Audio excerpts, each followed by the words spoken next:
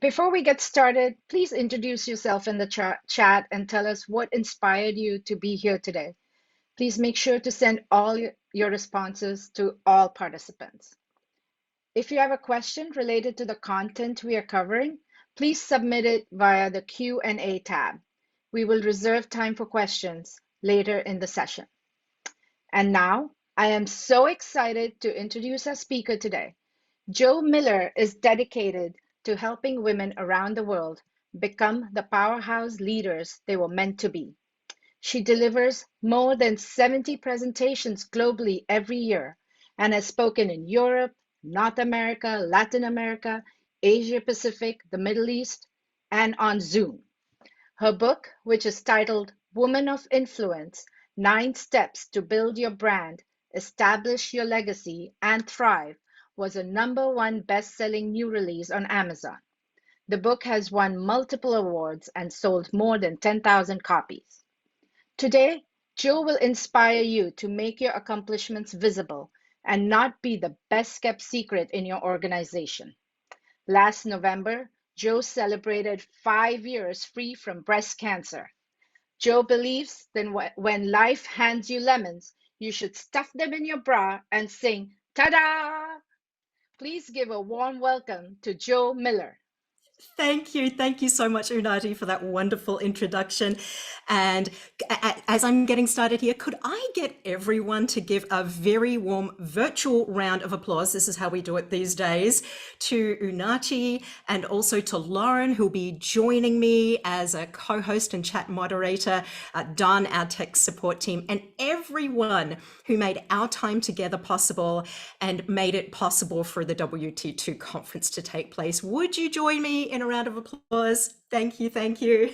And I also want to thank you for doing something that, frankly, none of us do. None of us do nearly enough, which is that you're here. You've stepped away from everything you have going on in home life and in work life to be here today and to dedicate this time to yourself and your career development and your leadership development. Thank you, thank you. And this is going to be a little cheesy, but trust me on this. Could you all go ahead and raise your right hand? Raise your right hand up nice and high. Thank you, thank you. And just drop it down behind your shoulders and give yourself a pat on the back for being here. And then I have a couple more assignments. When you're done patting yourself on the back, if you haven't already introduced yourself, drop a note in the chat and tell us, where are you joining from today? Where are you located? Where are you watching from? And is there something in particular that inspired you to be here? So drop a note in the chat, introduce yourself. And look, one of the things that we women do so well is that we're constantly multitasking, right? So I would also love if you would take my poll. I'm asking whether the people that you work with every day today are aware of your top strengths and your accomplishments. We're going to drop that link in the chat for you. I think Lauren's got that one ready to paste in. So go ahead and browse to pollev.com/leaderly. pollev.com/leaderly. Take my super simple 1-question multiple choice poll. Thank you. I can see some of you starting to plug your answers in there. I know we have a lot of fans of data here in the session, so I'll reveal the answers to that when we get a little bit further into the session. But look, welcome to this topic, this talk, this workshop here today, which is all about amplifying your accomplishments. So we're going to be following a step-by-step plan to make your strengths and your unique value and your achievements clearly visible, but in a style that's authentically your own. And look, knowing which accomplishments to showcase and how to make them visible it can be challenging at times. So we're going to talk about how to do that in a way that's authentic, that's also effective, and while overcoming some of the biases that women and minorities can face. And I'm just going to give a shout out to a few people who are introducing yourself. Palak, hello from Chicago, not far away from me here. Hello, Shelley in San Francisco. Welcome, welcome. Denise in Portland, Neha in San Francisco. Again, drop a note in the chat. Tell us where you're joining from and if there's anything in particular that you'd especially like to hear about in this session. But I know those of you who haven't met me before have a question. You're wondering, where is Joe from? What is that accent? So let me tell you, I am an Australian who now calls Iowa home. So I'm an Australian living in Iowa.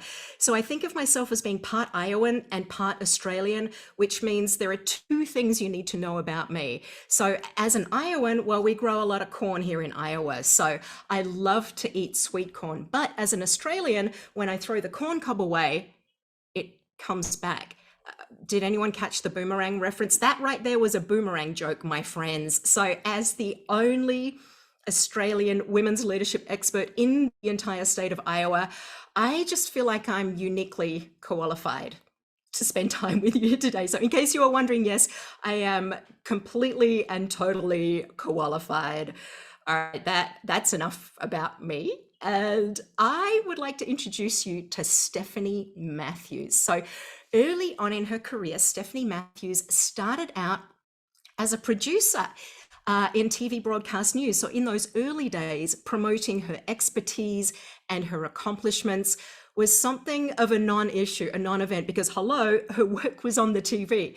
And so her shows and her stories and her writing were intrinsically highly visible. But then Stephanie made a big career pivot and moved into public relations, where she suddenly was met with an uncomfortable new reality. She suddenly found she was going to have to step it up and find new ways to make her voice heard, to make her ideas known, and call attention to the important work that she was doing and that her team were doing. Now, don't get me wrong, she was working on public relations campaigns for numerous household name brands. So she was no stranger to the world of PR and marketing.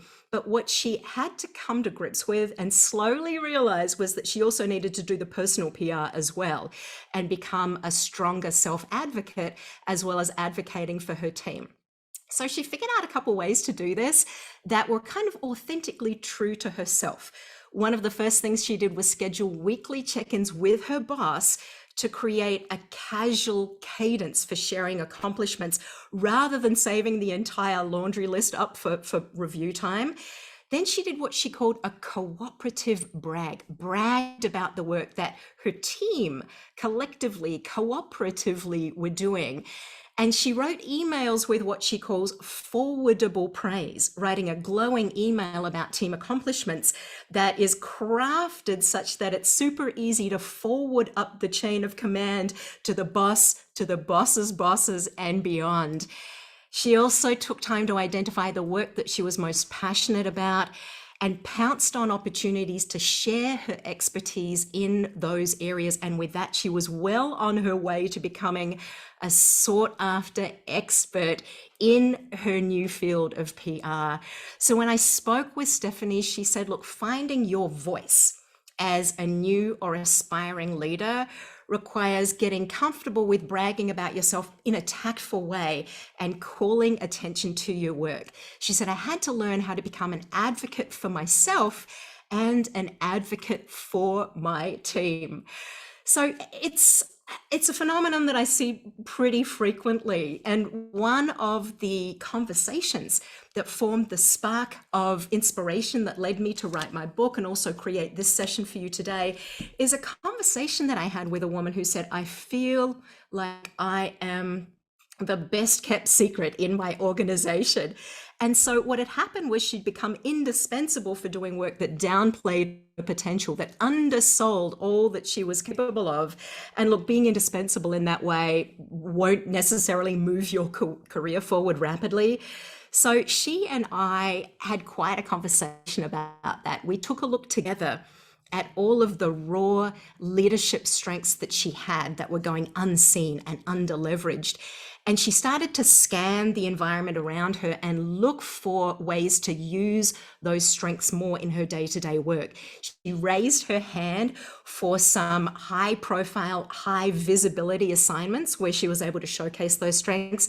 And when she accomplished something big and noteworthy, she was no longer shy about making her strengths and her value and her accomplishments more visible. And so as time went by, people around her started to sit up and pay attention and see the leader in her But I think even more importantly than that, she began to see the leader within herself. So I'm just curious whether this has ever been you. It's something that I think most of us can relate to. Have you ever been that best kept secret in the organization, feeling like there was more to you than others were able to see? Did you have potential that outweighed others' perception of you? If so, if you've ever been that best kept secret, don't be shy. Drop a note in the chat and just write the word me. So type me into the chat if this has ever been you. Doesn't have to be today, it could be at any moment leading up to here, to this point in your career. All right, I can start to see the answers coming in now. Thanks, everyone. Thanks for your courage and transparency, by the way. I see Zara, Neha, Nicole, Tatiana. By the way, there's this great song by Alicia Keys where the chorus is just the word me 7 times. Me, me, me, me, me, me, me. And I'm seeing the chat stream light up with the lyrics to the chorus. I see you, Dharma, Rohini, Linda. So, of course, ahead in our time together today, we're going to look at how not to be the best kept secret in the organization, because I'm here to tell you that you don't have to be that. You do not have to be that best kept secret. When you amplify your accomplishments, when you make your value visible, you don't have to be indispensable for doing work that downplays your potential and that undersells all that you bring to the table, all that you're capable of. Here's why this is so important. Who likes data, by the way? Do we have any fans of data? Okay, so this is why this is so key, so important. When 240 senior leaders in tech were asked to name the factors that got them promoted to their current level, one factor eclipsed all of the others. And it wasn't their professional expertise, nor was it delivering results. It wasn't their leadership skills. That number one factor was, of course, visibility. All right, so another study also found something interesting. I want you to type A, B, or C into the chat. Which statement do you think is true? So according to one study from Catalyst, women who were the most proactive in making their accomplishments visible, did they advance further? A, did they, B, have greater career satisfaction? Thank you, Laurie. Laurie just noted B. Or was it C, they were more likely to attract sponsors, those senior level influential advocates who can kick open doors to new opportunities on your behalf? All right, Tatiana has said A, Zara said A. Charlene is kind of a mashup between A and C. All right, and I think some of you have figured out that this was a trick question. The answer, in fact, is D, all of the above. So women who were the most proactive in making their accomplishments known and visible advanced further, had, of course, greater career satisfaction, and were more likely to attract those influential career advocates. The authors of that study also found that, you know what, the extra compensation doesn't hurt either. So making achievements known was the only career advancement strategy that was linked to raises, linked to pay increases. So I want you to think about which of those benefits is most enticing to you right now. Which one would you like more of? Is it to advance further, have greater career satisfaction? Would you like to be more likely to attract influential career sponsors, or is it the raises, the compensation? So which of those benefits I just listed is most enticing to you? Cheryl said all of them. Shavita said all of the above. I can see this is very much the all of the above group here today. Supraja said C. Thank you, everyone. Keep dropping your notes in the chat. I'm paying close attention to all the feedback that you're giving me. Zara said all of the above. Dharma chose B. So look, regardless of which option you found the most enticing, I think we can all now agree that downplaying your accomplishments can be a pretty significant career misstep. But I think we can also agree on one thing too. It's that visibility is so hard to get right, isn't it? And so I had asked you to plug your answers into my poll a little earlier on in the session. I'm going to go ahead and reveal the results now, and this is by far the technically most challenging thing I'm going to accomplish or attempt during this session. So could I get a bit of a drum roll going here as a group? As I reveal the poll results. And Lauren, can you tell me, do you see the poll results shared up on screen now? Yes, I do. Care to go ahead and read those out? So my question was, are the people you work with aware of your strengths and your accomplishments? What did our group say? Well, we got 57% say sort of, kind of, maybe, which is an option I love. And we've got 14% at yes and 29% at no. Okay, good to know. So, maybe there's a bit of self-selection going on here. People have put themselves in this session because it's a topic that's of interest. But I find it quite interesting that there's such a high number of you said no, 26%. So, of course, listen up. In this session, we're going to look at some ways to take that no to a sort of, kind of, maybe, or even a yes. And for those of you who said sort of, kind of, maybe, or even said a yes, listen up for some ways to take that visibility to new heights, to take it up a level. All right, so can I have one more drum roll here? I'm going to do my best to navigate back to the slides without skipping a beat here. Okay, here we go. New share, back to the slides. All right, so as Nora Denzel, who sits on the board of directors with AMD and Ericsson, says, it's not what you know, and it's not who you know, it's who knows what you know. Do you like that? So think about that. Who knows what you know? Are people aware of the strengths and the accomplishments that you bring to your day-to-day work? If not, listen up, we've got some work to do here, because of course it turns out that great performance is not the standalone foundation for sustained career momentum and satisfaction and advancement that we'd all like to think it is. Of course, an unfortunate truth of our present day workplaces is that it's not enough to be it if no one can see it. So again, it's not what you know, it's not who you know, it's all about who knows what you know. So in our time together, we're going to walk through a 3-step plan for amplifying your accomplishments. So we're looking at ways to make sure your work gets the exposure that it is worthy of, the exposure that it deserves. So I have a 3-step plan for amplifying your accomplishments. Step 1 is to identify and own your authentic leadership strengths. Then step 2 is to create career defining moments, right? To create the type of impact that is noteworthy, that is worthy of enhanced visibility. So to take on the roles and the projects and assignments that really showcase you and your strengths, that show you what you're best. And then we're going to break down some of the biases and the myths, but also some steps, some workarounds, some positive ways to move forward to make yourself and your strengths, your work, and your value clearly visible. So that's what's ahead in our time together. And I want you to think of those 3 steps. Which is the one that's going to be most interesting and most valuable to you right now today? Is it number 1, to own your leadership strengths? If so, type number 1 into the chat. Is it number 2, to create those career defining moments, those high impact, high visibility results? Or is it number 3, to make your value visible? By the way, I'm going to award bonus points to anyone who uses the Roman numerals here. But Lauren, as you can see the answers coming in, do you see any trends, any that seem to be most popular there? What are you seeing?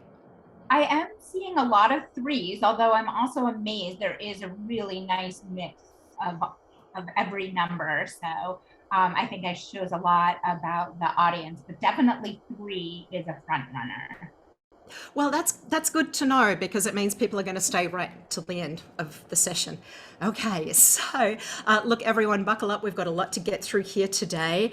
Fran Berman. Fran Berman is the Director of Public Interest Technology and a research professor with the University of Massachusetts who likes to say, don't wait for the recognition fairy. Don't wait for the recognition fairy. All right. Do you like my slide? Do you like the fairy pug, the fairy pug mother? Who's cutest, by the way, the koala or the pug? Type a note in the chat and tell us, are you team koala? Are you team pug? We're asking the really big questions here, by the way. Ooh, okay. I can see the fairy is adorable. We have Team Pug, a couple koalas. Oh, again, kind of an even mix. Wait, Alison, Team Corgi. No, that was not one of the options. All right, I think Alison is firmly on Team Corgi, possibly even has a Corgi at home.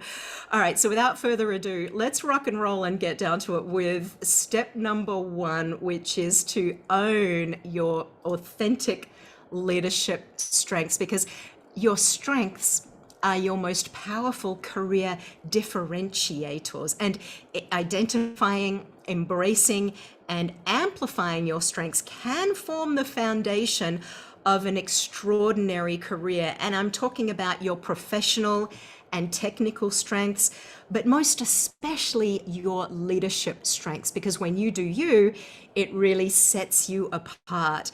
My research partner, Selena Rezvani, much like myself, has interviewed many hundreds of very seasoned, very successful leaders, many of whom were women.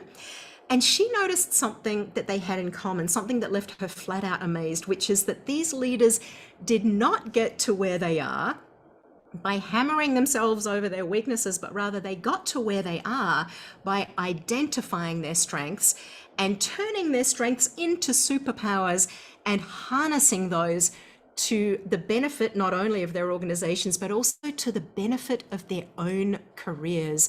So I want you to think about what it would take to take your strengths and turn those into your superpowers, right? But here's what often happens instead. Has this ever happened to you? We tend to get so focused, so fixated on trying to fix our weaknesses that we just flat out neglect to nurture our strengths. Has this ever been you? I know it's been me at certain times in my career. We get so focused on trying to fix our weaknesses that we neglect to nurture and amplify and celebrate our strengths.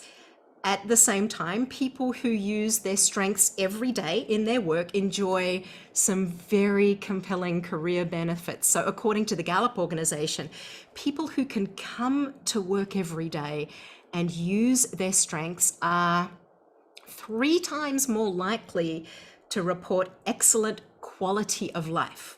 Okay, did you catch the nuance there?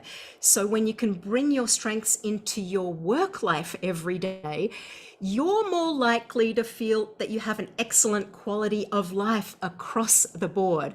So next up, people who use their strengths in their work on a daily basis are 6 times more likely to be engaged. And those of you who are managing people or leading teams will know that there's a very well documented crisis of engagement in our workforce today. So a 6-fold increase in engagement is really big.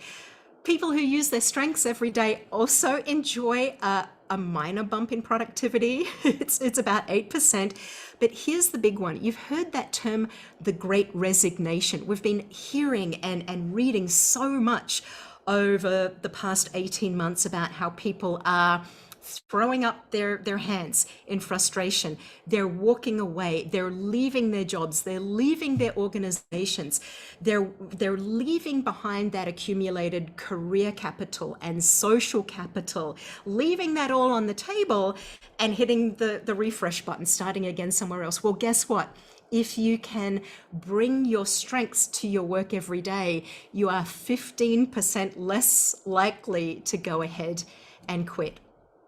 at the same time, as Marcus Buckingham has pointed out, strengths are vastly underleveraged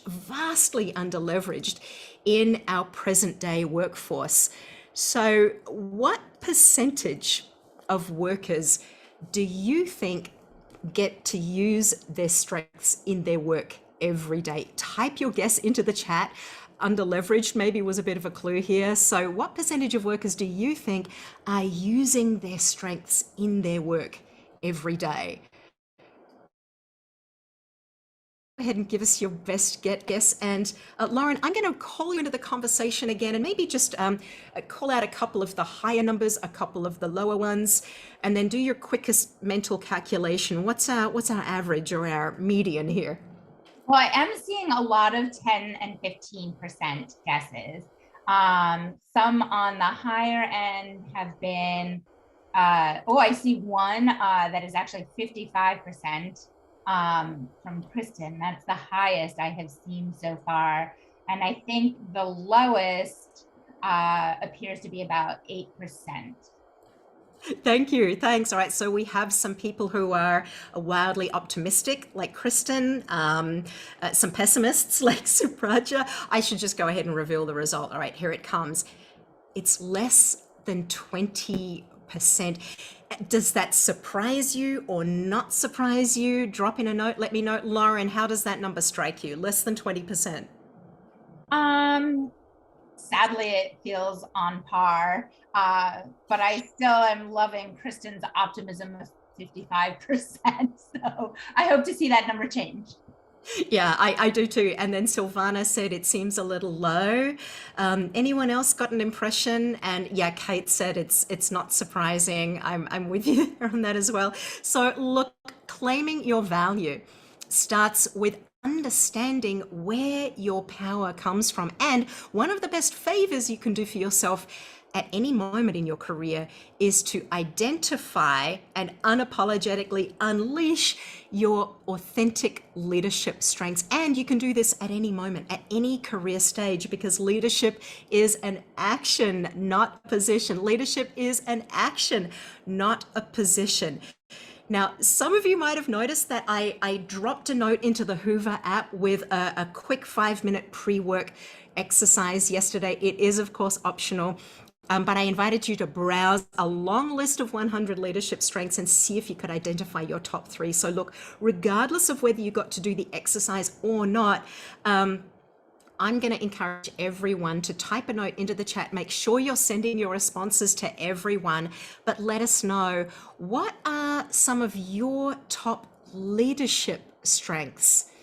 So what are some of your top leadership strengths? All right, don't be shy. I want you to own them, claim them, step on up to the chat.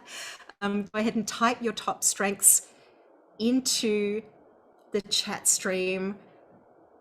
All right, we're starting to see some come on in. Lauren, as soon as you are ready, could you call out maybe 3 or 4 that catch your eye there?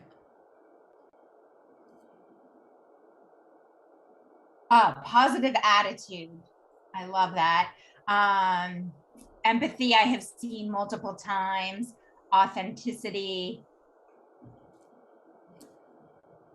Awareness. Psychological safety.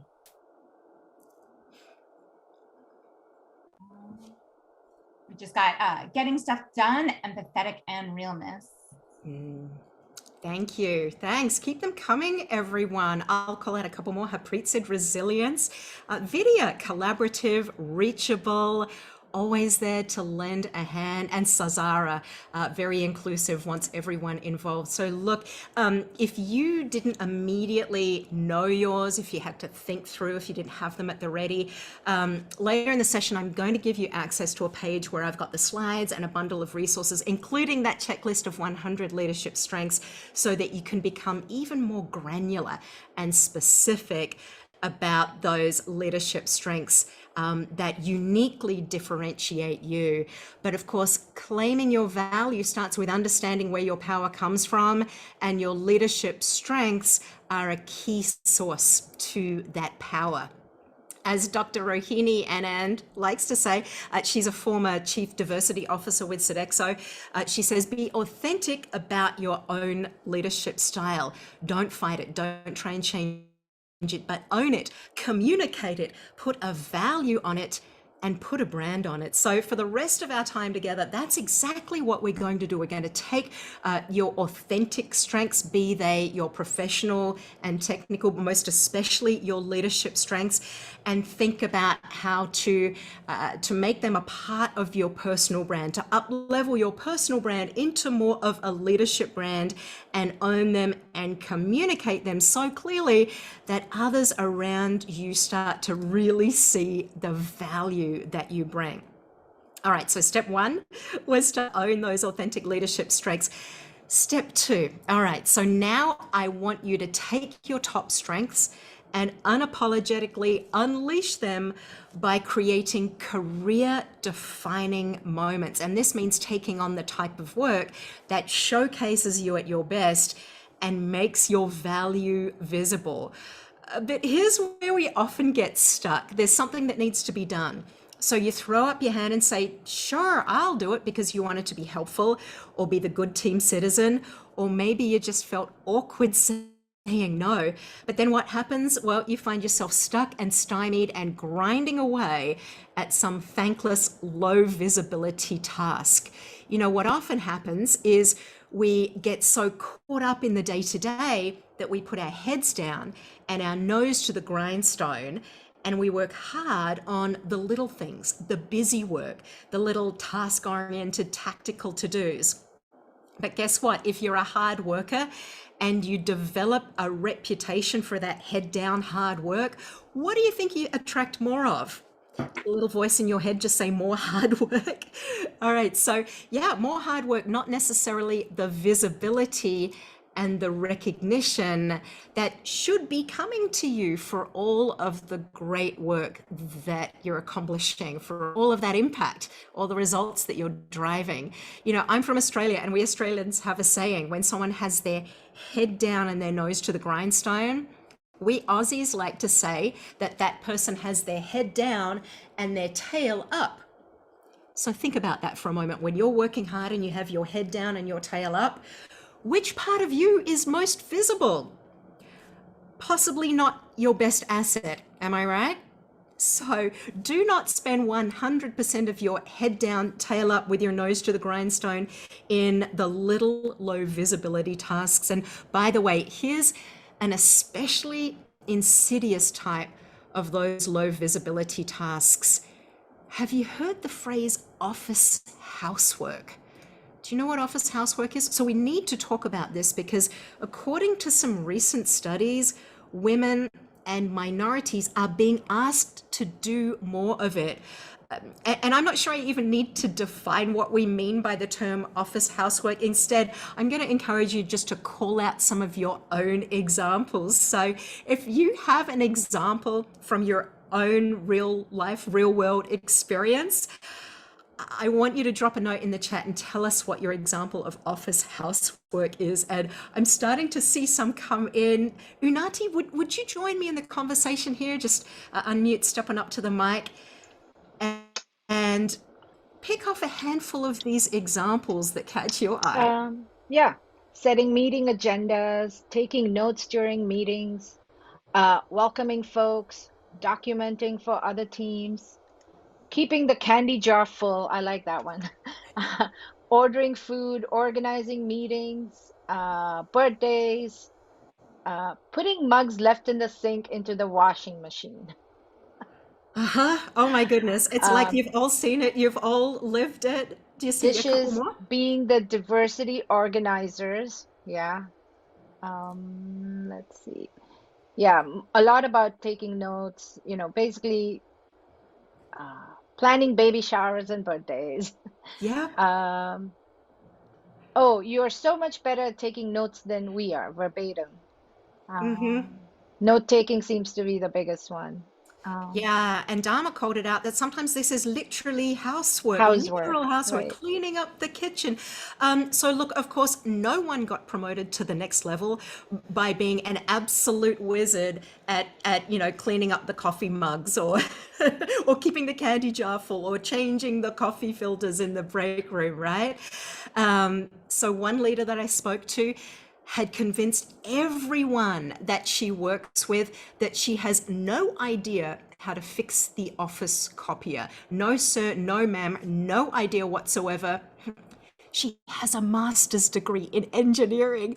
So, look, I'm not saying that you should never contribute to these tasks at all, but I want you to be aware if the office housework is falling disproportionately on certain shoulders, and if you see that happening, take a stand for it being shared evenly, for it being shared equitably. So now I want to talk about the opposite of office housework, which of course is creating what I call career defining moments. Those impacts that you deliver that really showcase you and your strengths and your potential. So before I share a couple criteria here, I do want you to prepare yourself for the next slide. All right. So lean in closer, listen up. Here comes a key principle. I want you to make this one memorable. Tattoo it on your brain. That's what this slide here is. It's a brain tattoo. And by the way, how often can you say you went to a virtual session at a conference and you and 100 or so others all left with matching tattoos, brain tattoos, but still matching tattoos, all the same. All right, so here it comes. I call this the criteria for a career defining opportunity, because you won't always get to choose what you work on. But when you do, I want you to gravitate toward the types of roles and projects and opportunities that showcase you your best, that make your value visible. So next time you get a choice, you get to choose what you work on. I want you to ask yourself, does this project or assignment or role or opportunity showcase my leadership strengths? So number one, does it showcase my leadership strengths? And number two, does it allow me to deliver valuable results? So number two, does this opportunity allow me to deliver valuable results to my organization, right? So no matter how enticing a role or opportunity on offer sounds, don't say yes. Don't immediately commit until you've assessed whether this opportunity will truly be a career defining one. Does it showcase your leadership strengths? Does it allow you to clearly deliver valued results to your organization? Right? If it's a no, pause for a moment, see if you can negotiate, maybe diplomatically say no. But if it's a yes and a yes, a check to both of these criteria, well, you can wholeheartedly say yes to it, accept it, get ready to go forth and smash it. And I'm curious to hear if you have ever had one of these career transforming, career defining opportunities. If so, let's hear from you. Go ahead and type your example into the chat. So, have you completed one of these career defining impacts or opportunities, something that showcased you at your best? Shined a spotlight on your strengths, especially your leadership strengths, and allowed you to deliver valuable results? If so, let's go ahead and hear from you. I'm all ears. By the way, as you type your example into the chat, it might seem a little mundane because you know that accomplishment so well, but you never know when what you're sharing might be exactly what someone else needs to hear to inspire them. So, Lauren, can I call you into the conversation to call out a couple examples that you see coming in? Yes, well, I see that Cheryl said she's working on a big project right now that is doing just this. And from Tatiana, when she was promoted to field sales, and Pragya completed a major project in 12 weeks, right before she went on maternity leave, and had also coached another person to lead the project while she was out. I keep going. Maybe a couple more. These are All fantastic. right. So yeah, Yeah, let's I'm hear a couple loving it. more. So, Marielle says, choosing a capstone project topic, mental health and burnout, secular trend analysis for US employees. Chloe, working on training for a large expansion project, creating video from the ground up.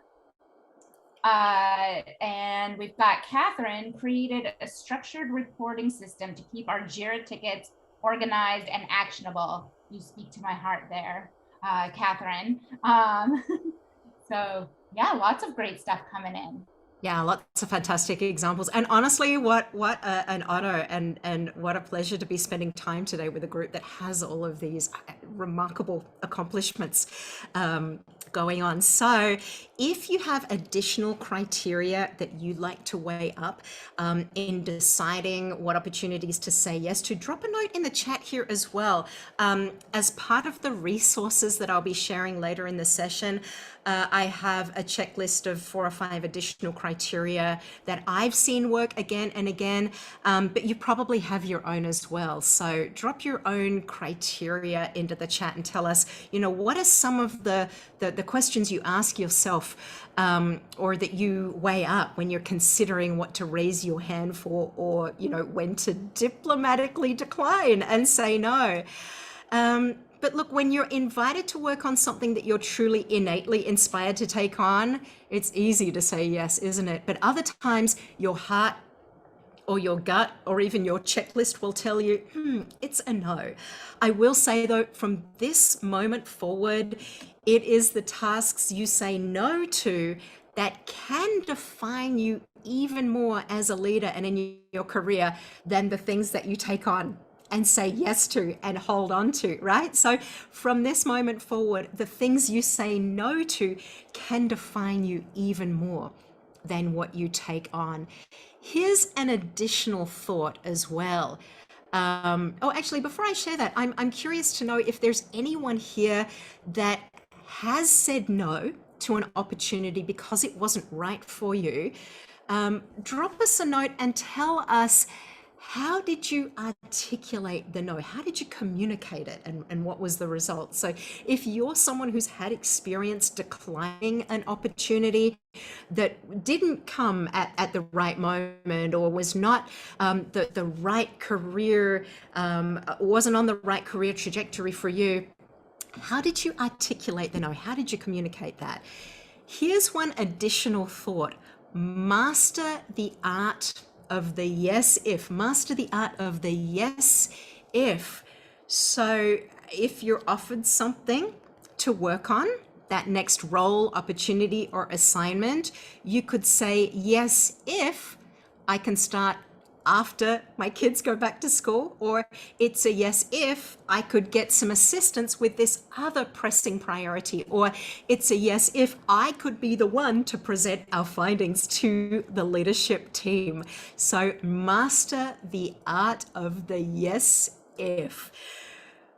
All right, Unati, I'm seeing a couple examples of people saying no. Do you want to join me in the conversation here and read out a couple of their moves for Yes, saying no? yes. So Kate said, I just said no to taking on interim work for a colleague that is leaving the org.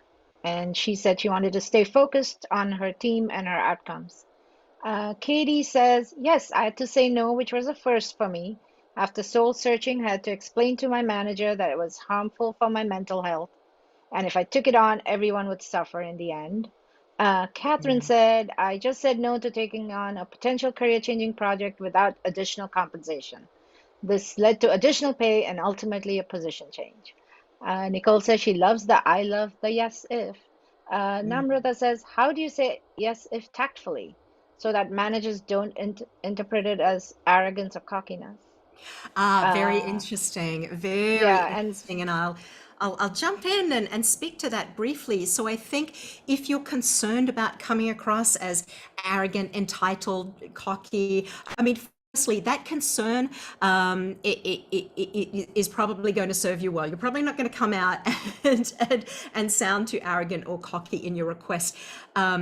If you know what you want more of, though, be proactive about that upfront. So the more you can educate people around about what you want more of and what you do want to work on, it makes it a lot easier to reaffirm that when the request comes in that's not quite right for you. And then, of course, you can use your yes if in order to sculpt it to meet your needs. Yeah, so educating others along with the yes if is probably a nice go-to move there for you as well. All right. So, by the way, everyone, how are we doing? Is this stuff useful? Is it interesting? How are we doing so far? What do you think? Interesting? Yeah? Nah? Okay. Shall I continue? All right. Oh, thank you. Thanks. Thanks, Harpreet. Thanks, Supraja. Thanks, Pragya. All right, we shall continue then. Let's keep moving forward. So we have talked about how when you own your leadership strengths and deliver career defining impacts, well, guess what? There's no reason to play small. You've earned the right to make your value visible, right? So there is no need to hide out. There's no reason to play small. You've earned the right to make your value and your accomplishments known. So to take the work that brings you joy and elevate it, make that impact known. So there's nothing untoward about being honest about what you do well, and your company can't fully appreciate how to leverage you as a resource if people don't have visibility into where your unique talents lie. So don't deny that of them. But I also think this raises quite an important question here as well, which is, why is this stuff so hard? Why is it? Why is this so hard? Look, in a recent webinar with 600 women, I asked them, what's your biggest question when it comes to promoting your accomplishments? And do you know that there was one question they asked again and again and again? So by far the most common question that they hit me with was some type of variation on this. How can I promote my accomplishments without coming across as ... fill in the blank? How can I promote my accomplishments without coming across as, here are some of the things they asked, without coming across as aggressive or overbearing or overselling, overconfident, conceited, self-centered, cocky, egotistical, insincere, undiplomatic, gloating, self-aggrandizing, self-inflating, oh, here's a good one, braggadocious. And then the two most commonly repeated words were arrogant and bragging. So how can I promote my accomplishments without coming across as all of this, especially as being arrogant and bragging? And I think I know where the concern comes from, right? We've all known a colleague who, let's face it, had a tendency to overdo it, right? You know the person, we all know one of these. They were always calling attention to themselves and how great they are and like all, you know, their idea and their accomplishments. And it gets tiresome very quickly, doesn't it? And I think when we encounter this person, we say to ourselves, boy, I never want to be like that individual. Problem is, we tend to go too far in the other direction and we recoil from promoting our value and our accomplishments, even when it would be appropriate, even when necessary. So look, when it comes to women and self-promotion, there's good news and there's bad news. Lauren, which would you like to hear first, the good news or the bad news? I always like to start with the bad, follow up with the good. All right, that's good because that's the order of slides in my deck. So let's do this. Let's run with the bad news first. Okay, so here it comes. Can I have a bit of a drum roll here? That drum roll would be like really appropriate right now. And of course, here's the slide that's taking a little time to load up. I call this, well, this is the bad news. I call it the soul-crushing truth about women and self-promotion. Here it comes. So while assertive self-advocacy lines up nicely with the long-standing stereotype of the ambitious male go-getter, some studies show that when women demonstrate the identical behaviors, we elicit negative reactions for failing to show up with what are considered, those traditional stereotypical feminine traits, right?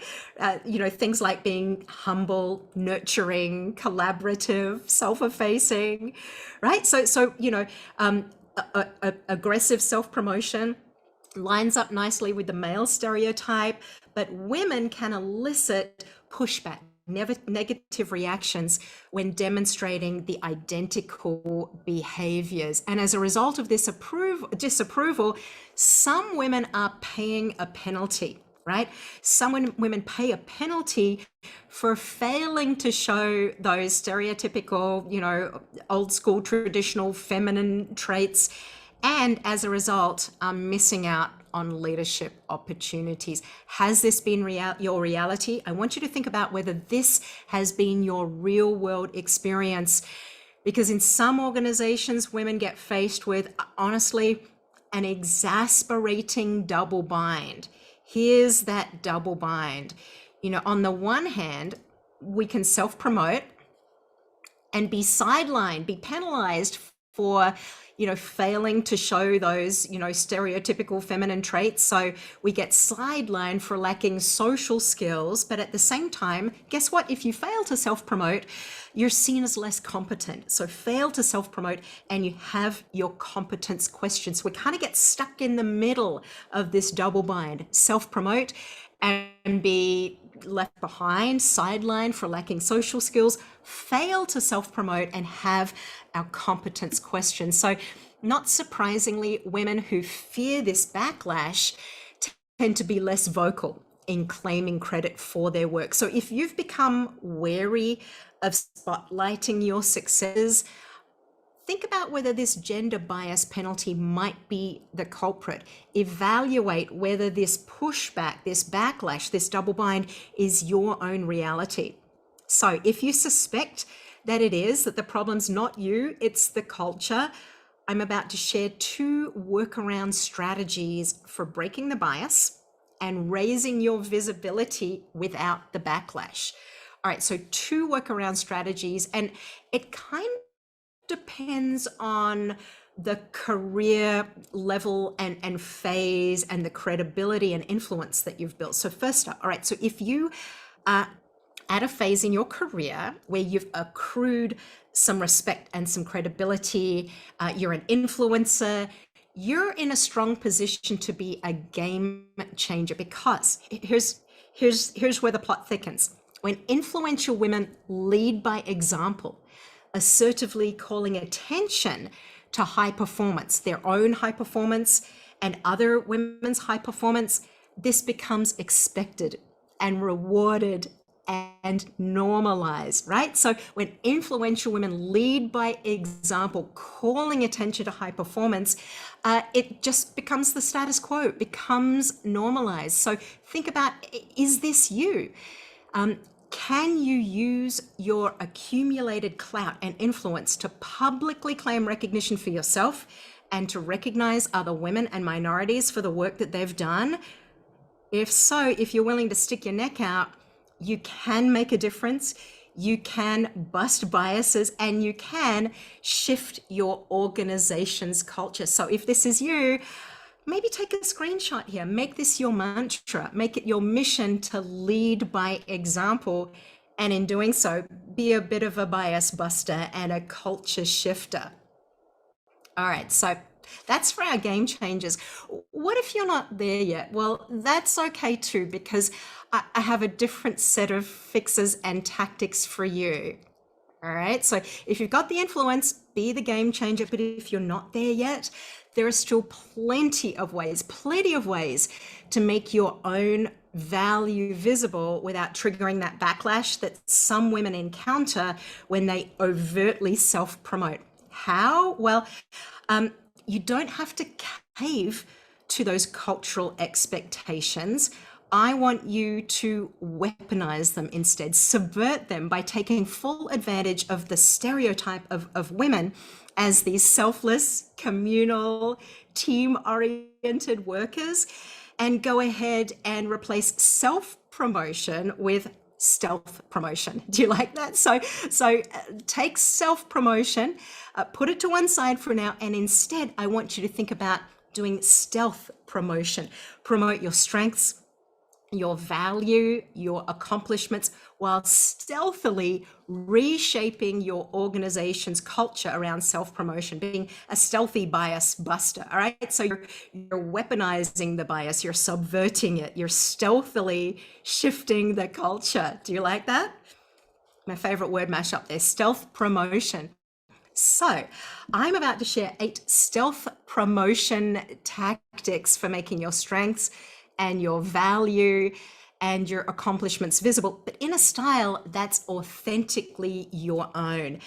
As I share the 8, I want you to think about whether there are any of these that are things that you'd like to test out or try or do more of. And I'm also really interested in any of your go-to moves for amplifying your accomplishments. So if you have any go-to techniques that you use that have worked well for you, that have been rewarded and recognized within the team culture that you're a part of, drop a note in the chat and add to the conversation here. And look, when I load up the 8, this might be another time to take a screenshot as well so that you can list away and work on it. All right, so here we go. Number 1 is building on that advice from Stephanie Matthews. Give progress updates. So when you're given something new to work on, ask, mind if I keep you updated? And negotiate the format and the frequency of the updates. You know, maybe you'll set up a meeting on a weekly basis with your manager, or, you know, forward along an update at the end of the week. But regardless of how you choose to do it, this means it's not self-promoting, it's updating. So number 1 is to give progress updates. Number 2 is to become a hub for knowledge. Anytime you educate others while sharing your knowledge, sharing about your accomplishments, you can't possibly go wrong, because people love to learn from you. People love to learn from you, right? So, you know, could you share best practices, or create a blog post or a little webinar training, or could you write an article? So what's something that you can do to become a hub for knowledge, knowing that people love to learn from you? Number 3 is to tell your stories using the SPAR approach. SPAR stands for situation, problem, action, result. Situation, problem, action, result. So you can craft an anecdote to share, a story to tell about a recent accomplishment, starting out with, you know, what's the situation that you were faced with at the outset? What was the problem or the challenge or the issue that you sought to address? What action did you take to turn the situation around? And then what was the end result? So SPAR, situation, problem, action, result. So one of the things that you could do is, you know, create a list of recent accomplishments, and then work on having a little anecdote to share for each one. So it becomes, you know, this compelling narrative. Stories stick in people's minds. Next up is to speak the F word, not that F word, failure. Speak the F word, failure. Take your biggest failures and face plants and flops and craft a story about how you turned the situation around using the SPAR model: situation, problem, action, result. Now, your successes and your wins will make for memorable anecdotes, but trust me, your failures will be even more memorable. So think of your failures as flopportunities. What's the opportunity here? To tell a story, right? So speak the F word, failure, and turn those face plants and flops into flopportunities to craft an anecdote. All right, so next up is to galvanize a community. Number 5, galvanize a community. Bring together people who share your expertise or share your interests, or you know, are committed to a common cause, or solve similar problems. This is a great way to build an association between your name and that larger cause. So you can join a group or start a group or volunteer on the leadership team of a professional association or employee resource group, or even be the one that brings in guest speakers on a certain topic to your team. So you want to galvanize a community around an area of expertise that your name starts to become associated with over time. Number 6 is to go after awards and recognition. By the way, if anyone has received any external reward and recognition recently, now would be a great moment to own that and claim it. Drop a note in the chat. Don't be shy. Tell us, what have you been rewarded for and recognized for? What are some of the awards that our group has been attracting? Now, sometimes when I say go after awards and recognition, our immediate response is like, oh, like that's a little much. Well, think about doing that in association with number 7 here, which is to leverage the power of the posse, right? So, you know, when someone else calls out your accomplishments, studies have shown that it's more credible than when you call it out yourself, right? Kind of makes sense, doesn't it? Who would have imagined? And so what you can do is team up with a posse of friends and call each other out for your wins, your accomplishments, nominate each other for those rewards and recognition. By the way, I heard a story that during the Obama presidential administration, there was a handful of women who were always the only women in the room and were often getting talked over, or, you know, someone else would claim their idea as their own. And so what they started to do was called amplification. When someone shared an idea, someone else in the room would amplify that idea and make sure was attached to that individual's name, or they would call out someone and praise them for something that they had accomplished. So amplify each other, form a posse, and leverage that posse power. And then finally, be a hero maker. This is the art of the cooperative brag. Make heroes out of others by using that cooperative brag to showcase a joint accomplishment. And doing this, you boost the motivation and you boost the engagement of everyone around you, because more praise leads to higher team performance. So you can be what's called a force multiplier. Be the person in the room who is elevating the performance of the entire team and calling out team accomplishments. Doing that cooperative brag is a great way to make that happen. All right, everyone. So we have 8 stealth promotion tactics here, 8 ways to make your value and your accomplishments visible without triggering some of the backlash, the bias that some women face. I want you to think about whether there's one of these in particular that has worked well for you in the past. If so, call it out in the chat, be specific. Tell us how you put this into practice. Or is there one of these that you intend to work on and put into action? Again, go ahead and drop that number in the chat and tell us how you hope to use this. Is it number 1, give progress updates?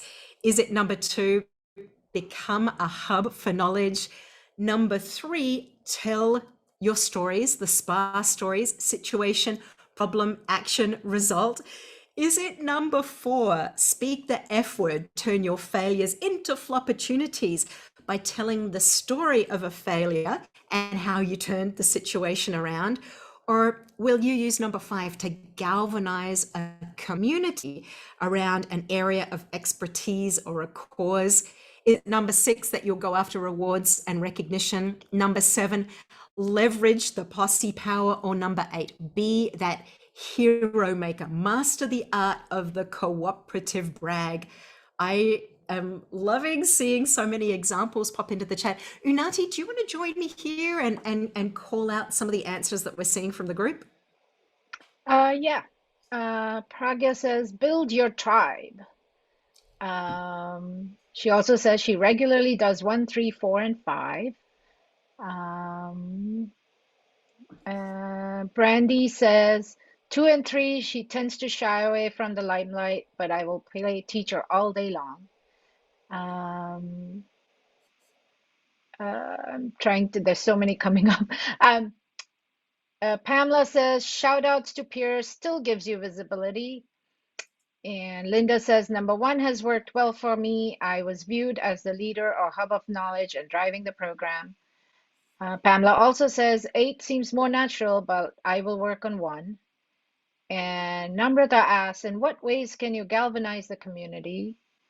Allison says, I feel like I do so many of these locally on my team with my manager, but it's not broadly seen by higher levels. I'm going back. Silvana says, helps to build relationships with people in leadership beyond your manager too. Fantastic. And Thanks, everyone. yeah, Maybe one or two more. Did you see a couple more, Nati? I'm trying to scroll back. Pamela says, F word usage is a leadership skill. People can be more creative and courageous if failure is acceptable. Very true. Oh, such wisdom dropping there Yeah. in the chat. Thank you. And a couple of those were more like a question, by the way. We'll kind of save those questions for some Q&A toward the end of the session. But if you have a question about anything that we're covering here, open up the Q&A tab as opposed to the chat, because you know our chat stream is moving so rapidly. We don't want to miss out on your questions. So drop your questions into the Q&A tab. And I will just let you know that coming up, I'm going to share a way to get a hold of the slides and those additional resources, including a list of 33 ways to amplify your accomplishments. So 33 ways to amplify your accomplishments. By the way, this is a pre-COVID list. However, as I think about what's changed in our world and how many of us are working from home or doing kind of a hybrid work model now, some tentatively going back into the office, most of these techniques can be repurposed to work in a work from home remote environment as well. So look out for the resources link coming up in just a bit with 33 ways to promote your accomplishments.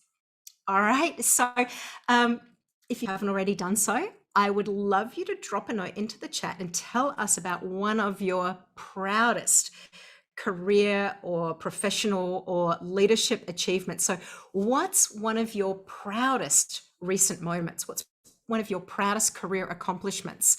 Drop a note in the chat, because we're going to work on these in just a moment.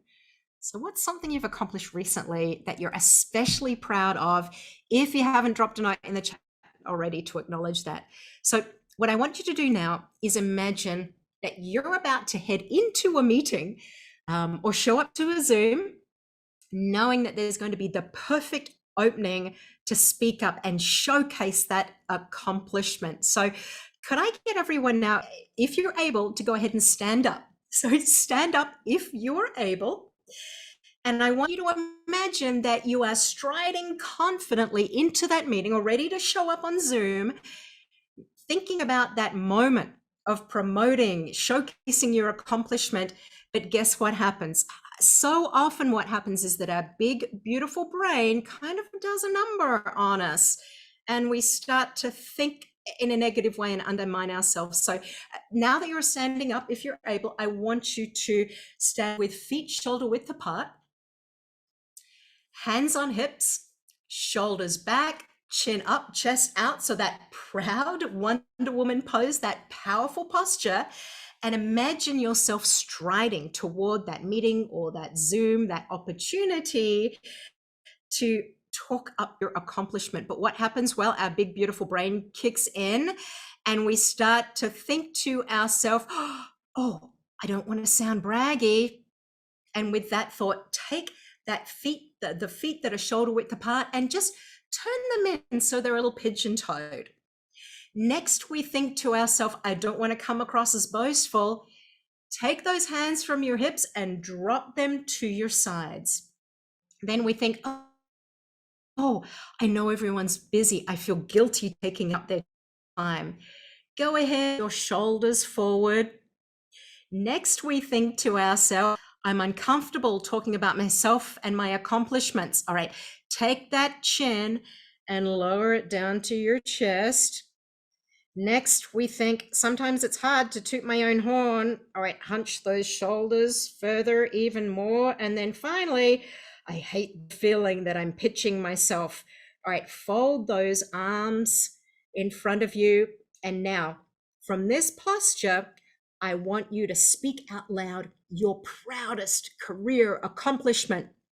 All right, go. I wrote a book that sold 10,000 copies. All right, doesn't work well, does it? Okay, so I want you to stand up, shake it off, and this time we're going to stand tall. We're going to rewrite the script, taking note of how easily we shrink ourselves down, how easily we make ourselves small and hide our presence. So let's try this again, and we're going to refute the self-talk. So, all right, stand tall again, feet shoulder width apart, hands on hips, chin up, shoulders back, chest out. Okay. So we walk into that meeting and we think to ourselves, oh, I don't like to sound braggy and I don't want to come across as boastful. Well, guess what? It's not bragging if it's true. Next, we think to ourselves, oh, I know how busy everyone is and I just feel guilty taking up everyone's time. Well, you know what? You're absolutely correct. Everyone is busy, but the more they know about you and your strengths and the career aspirations you hold and what you want to do more of and what your past accomplishments are, the easier it becomes for them to match you to the right opportunity, saving everyone their precious time. All right, next we say to ourselves, I'm uncomfortable talking about myself and my accomplishments. And sometimes it's hard to toot your own horn. Well, guess what? It gets easier with practice, doesn't it? All right, final one. We say to ourselves, I hate the feeling that I'm pitching myself. And for that, I just have two words. Pitch, please. Please pitch yourself. Do not be shy about pitching yourself and your accomplishments. All right, everyone. Has that sunk in? Is that memorable? All right, you can take a seat now. Cheeks on seats, everyone. So I do have one more rule of thumb, one final thing to bear in mind when choosing when and how to showcase your accomplishments. And to make it memorable, I'm going to say A, A, A, A. A, A, A, A. What does it spell? Well, it's a trick question. It doesn't spell anything. It is, however, an awfully astute acronym. It stands for this: amplify the accomplishments that align with your aspirations. Amplify the accomplishments that align with your aspirations. So to make your value visible, don't grab a bullhorn and overshare and talk up every little thing that you're accomplishing, you know, the little work, the busy work, the little tactical to-dos. However, because that will probably backfire, right? However, I want you to think strategically and think selectively and amplify those accomplishments that most closely align with where you want to go. So think about your most important career and leadership goals and amplify those achievements that most align there. And if you do this consistently over time, you get to say, hey, all right, remember that? Hey. I know, cheesy but memorable. You have to give me that. Cheesy but memorable. Amplify the accomplishments that align with your aspirations. That might be another brain tattoo right there. Okay, so I am opening up a new poll now. I would like to know of everything that we've covered here so far today. In 6 words or less, is there one action you'd like to take?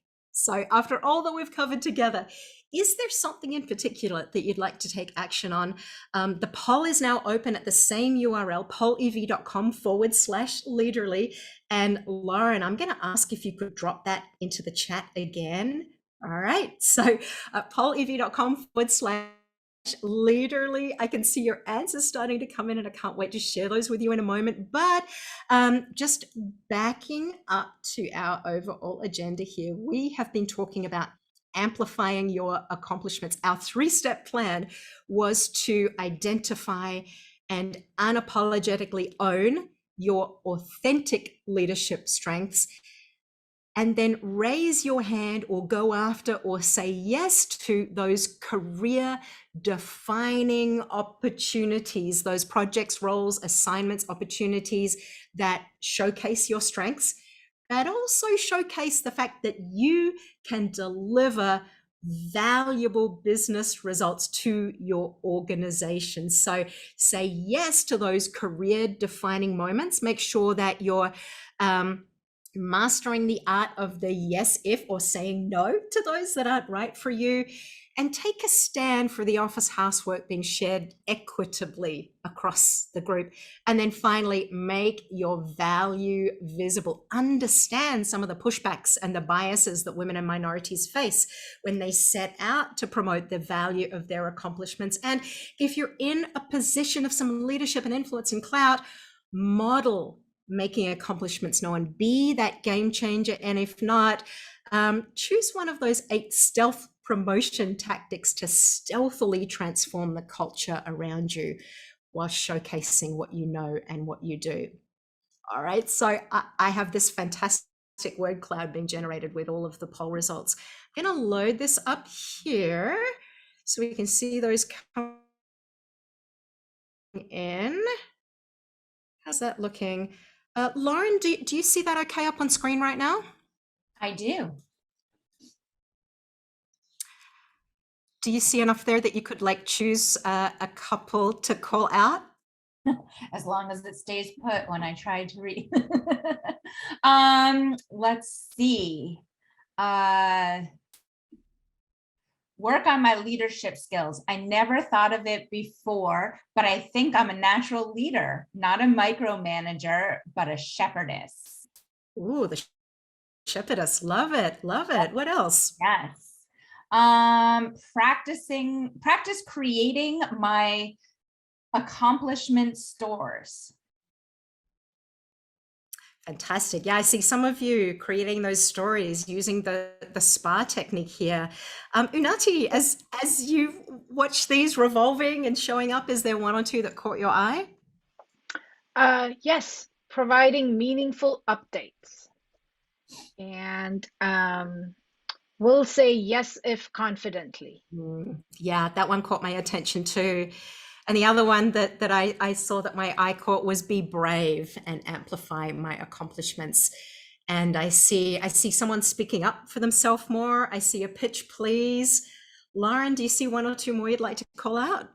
Well, I definitely loved seeing pitch please.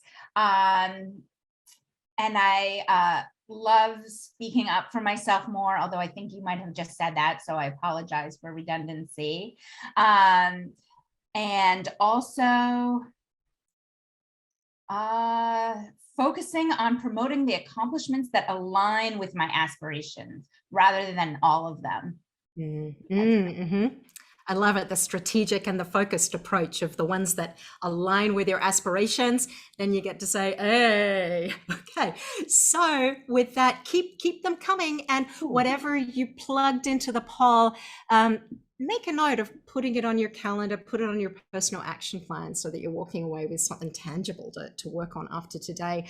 I am also going to let's do this. Let's open up the Q&A tab, Lauren, and take a look at the questions and see if we have any questions that have come in from the group. And as you're browsing those and making your selection, I will say, look, everyone, if you'd like to stay connected with me, I would love to do the same.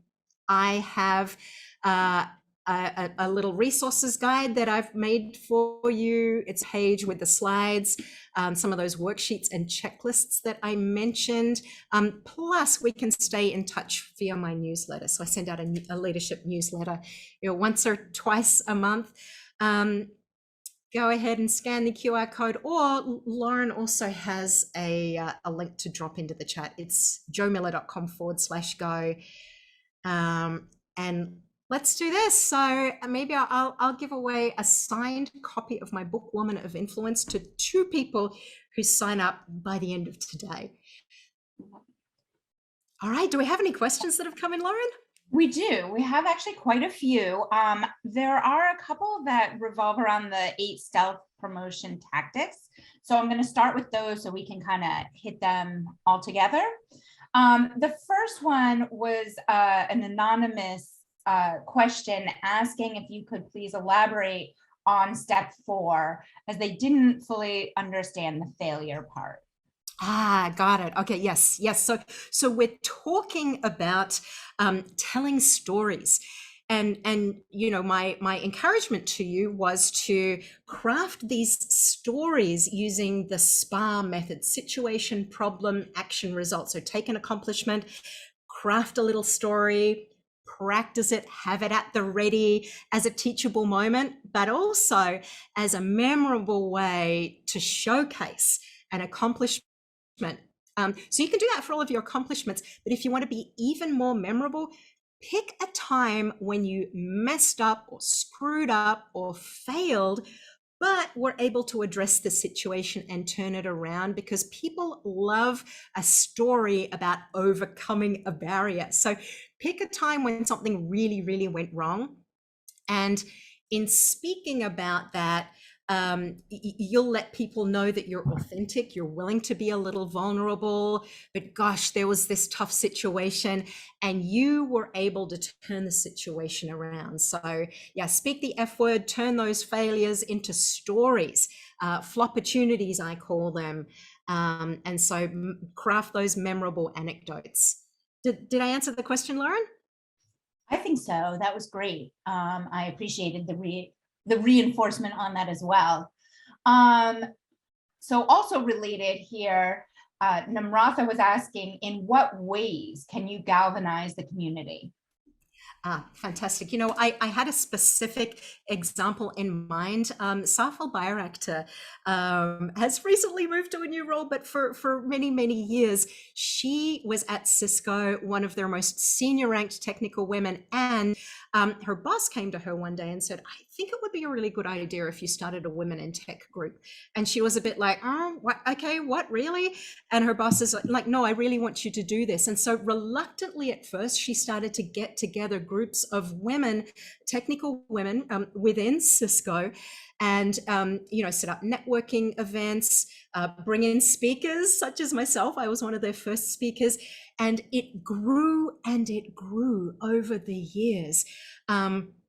And so by the time she stepped away to her newest role, she was widely known as a passionate advocate for women in tech, as well as being, you know, one of the most senior ranked technical women. So she's a great example of someone who galvanized a community and became known for her expertise and her passionate contributions along the way.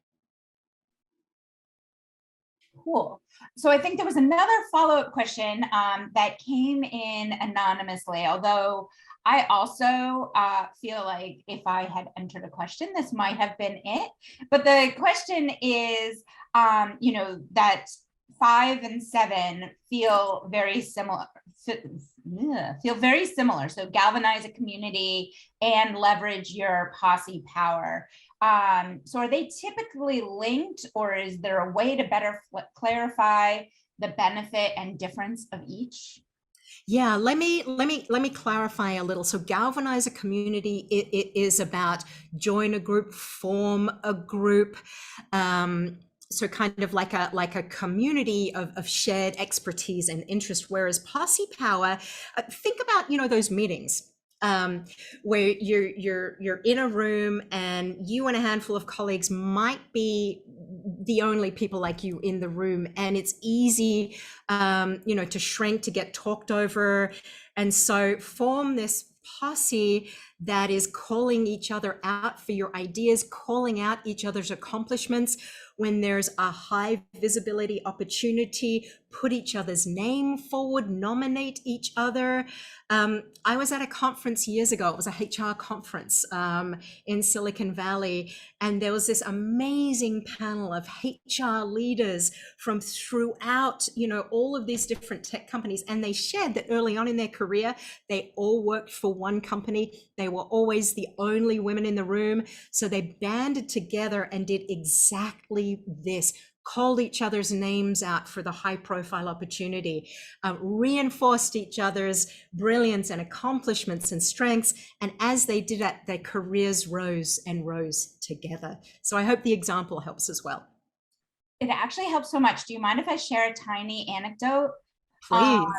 So yesterday I was actually having a conversation with someone about the need to create like a Slack channel or something amongst our peers where we could then sort of, say like, I posted something on LinkedIn, can you go check it out, or something like that, where we can help to promote each other when we're doing different things out in the world. And, initially when you were going through this, I thought that fell under number 5, but now as you've clarified it further, it really sounds like that belongs more in 7. So hopefully I got that right now. Well, fantastic. And we probably have time for maybe one more question, and then I have a couple little thoughts to wrap up. That's great. So one other thing, another question that came in, how can you self-brand successfully without coming off as arrogant? Yes. How can we brand ourselves without coming across as arrogant? And look, you have character traits that are authentic to you. So we talked about your leadership strengths and your professional and technical strengths, but you also have character traits that are a very big part of who you are in your workplace. And it can be really enlightening to ask people what those traits are that they most appreciate about ourselves. So if you're not clear what your top character traits are, maybe send a text message to 5 or 6 colleagues and just say, what interpersonal or character traits do you most appreciate about me?